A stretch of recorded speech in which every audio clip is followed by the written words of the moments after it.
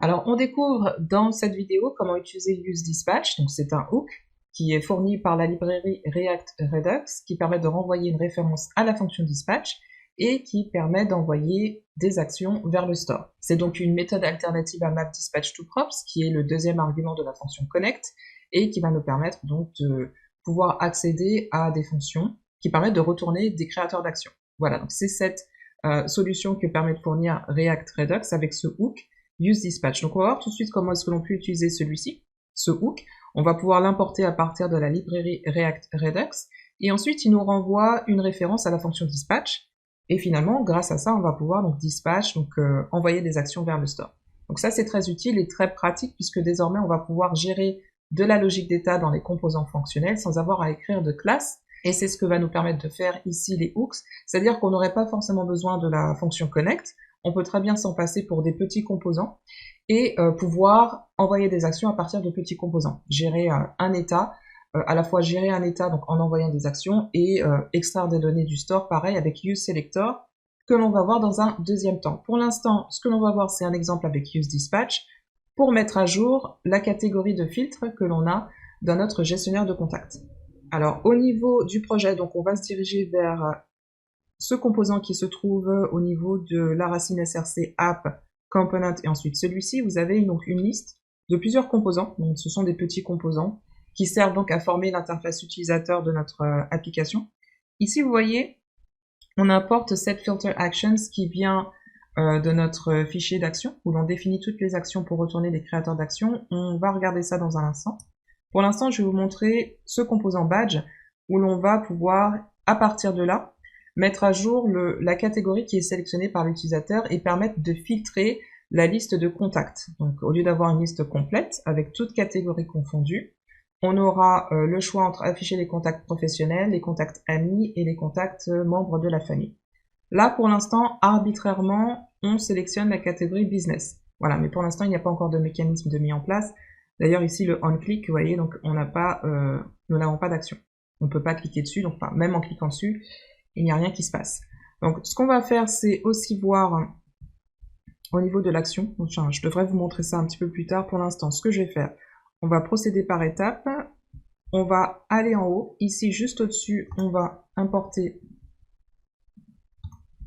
Donc, c'est fourni à partir de la librairie React Redux. Et on va importer UseDispatch. Petite type ici. Alors c'est UseDispatch et je vais en profiter aussi pour importer useSelector.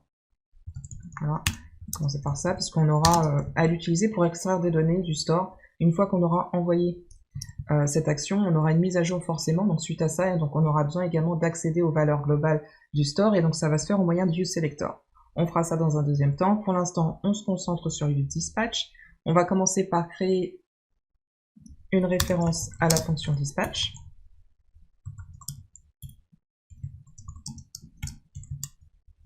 Voilà, tout simplement. Vous voyez, donc c'est très simple. Donc c'est la première étape. Je vais mettre celui-ci au-dessus pour l'instant. Donc ça va disparaître de toute façon. Ensuite, je vais créer une autre fonction que je vais appeler updateFilter.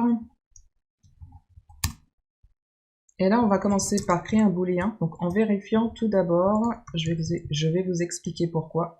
Donc on aura d'abord, donc à partir de ce filter, donc si vous vous rappelez, on a toujours un emoji qui accompagne chaque catégorie. Donc d'ailleurs, vous le voyez ici. Pour chaque catégorie, donc on a rajouté un emoji, donc juste pour un petit effet visuel. Voilà, autrement, on n'en aura pas besoin lorsqu'il s'agit de faire de la logique.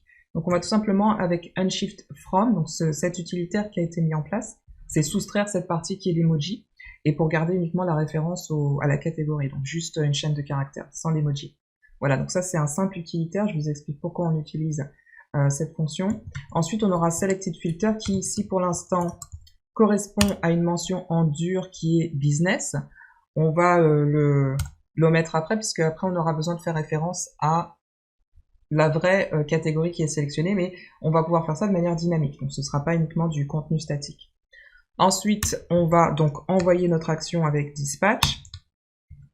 Et donc cette action, c'est celle-ci, je vais vous la montrer, c'est setFilterAction. On va pouvoir donc voir l'usage de cette fonction, setFilterAction, ce que l'on va trouver ici dans toutes ces actions qui sont définies et qui servent à retourner des créateurs d'actions.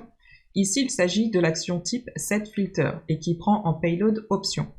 Option, comme vous l'avez deviné, ça va être l'option qui est sélectionnée par l'utilisateur, qui sera soit business, family et friends.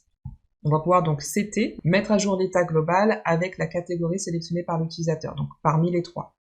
Donc ce type d'action, on l'utilise pour mettre à jour plusieurs parties de notre état. Je vais vous montrer, on va regarder dans les reducers. Donc en premier les filters, voilà, donc c'est ici qu'on va pouvoir mettre à jour la catégorie sélectionnée par l'utilisateur. Vous voyez qu'ici au départ, dans le initial state, c'était à null, voilà. Et à partir de là aussi, on fournit la liste des catégories. Donc comme j'avais indiqué, c'est business, friends, family, et pour chacun, on a un emoji. Ensuite, on va aussi voir au niveau du réduceur contacts, on utilise cette même action. Vous voyez, donc juste ici en dessous des autres types d'actions, on utilise ce même type d'action pour mettre à jour cette fois-ci la liste de contacts qui est visible. Donc on va s'en servir pour afficher donc la liste de contacts avec un filtre, donc en tenant compte de la catégorie sélectionnée. Donc on va simplement exclure toutes les catégories qui ne concernent pas la catégorie de business par exemple. Si je sélectionne business, je vais exclure donc tous les contacts qui ne sont pas business et afficher uniquement ma liste de contacts professionnels. Voilà, c'est tout simplement ce que ça fait ici. On retourne dans Component, je vais fermer ceci, voilà, donc pour le pourquoi, donc pour comprendre le pourquoi de cette filter action. Donc maintenant, ce qu'on va faire, c'est permettre d'envoyer cette action, l'utiliser pour envoyer cette action vers le store. Je vais tout d'abord vérifier is selected. Je vais vous expliquer pourquoi. On va ici indiquer null si c'est is selected. Autrement, on va faire filter un shift 3, donc je vais reprendre d'ailleurs donc ici cette mention, c'est-à-dire qu'on va envoyer vers le store cette catégorie qui est sélectionnée. Voilà, donc ça correspond à celui ici que l'on voit ici, donc on a cette fonction filter, donc c'est à partir du composant parent qu'on sélectionne un filtre, et puis c'est celui-ci qu'on va renvoyer si toutefois, donc ici c'est pas selected. On va lancer notre application pour voir ce que ça donne. On va déjà au moins tester avec le Redux DevTools. Donc là, je me trouve au niveau du projet de démarrage Starter. N'oubliez pas de faire npm install. Donc si c'est pas encore fait pour vous, pour installer toutes les dépendances. Et ensuite, on va faire npm start pour, comme d'habitude, lancer notre application sur le port 3000. Avant cela, je vais pas oublier de lancer mon serveur, c'est-à-dire que désormais, si vous vous rappelez, on fait de la programmation asynchrone. Donc on imagine, on reproduit le schéma dans un contexte de production qui est que l'on travaille avec un back-end et un front-end, et on imagine que l'on fasse une interaction avec une base de données via une API, c'est-à-dire que l'on va requêter nos données à partir d'une source externe pour obtenir nos données et notre liste de contacts. Voilà. Ensuite, on va faire donc node, donc une fois qu'on se trouve dans serveur, cd starter, cd server. Voilà, donc une fois qu'on se trouve là, on va faire node index pour lancer notre serveur. Voilà, donc qui est développé avec Node et Express. Et là, on va pouvoir lire localhost 4000. Voilà, donc là, on est pareil. On est prêt donc pour lancer notre application React. Cette fois-ci, on va faire npm start pour, comme d'habitude, le lancer sur le port 3000. Voici notre liste de contacts. Et je vais également ouvrir ma console pour garder un œil sur le Redux DevTools, et donc on va pouvoir voir donc les actions qui sont envoyées vers le store. Donc là je vais cliquer, donc il se passe rien visuellement, mais on peut voir les actions qui sont distribuées, et en plus la catégorie qui est mise à jour en passant ici de Family à Friends. Voilà, on va pouvoir voir donc ici dans le state, donc dans Filter, en fait je vais vous montrer ici, on peut voir donc que c'est mis à jour, donc je vais recliquer sur un autre, et là on va pouvoir voir que j'ai cliqué sur Friends, on va faire Family, et là on peut voir que c'est Family. Voilà, donc là déjà donc c'est mis en place, donc on peut désormais donc, envoyer des actions au moyen de UseDispatch. Donc ça, c'est la première étape. Maintenant, on va voir comment est-ce que l'on peut extraire des données du store, donc c'est-à-dire accéder à cette mise à jour, puisque là, on peut voir que désormais, on a envoyé cette action pour mettre à jour l'option la catégorie à Family. Et normalement, dans mon state, j'ai la catégorie Family.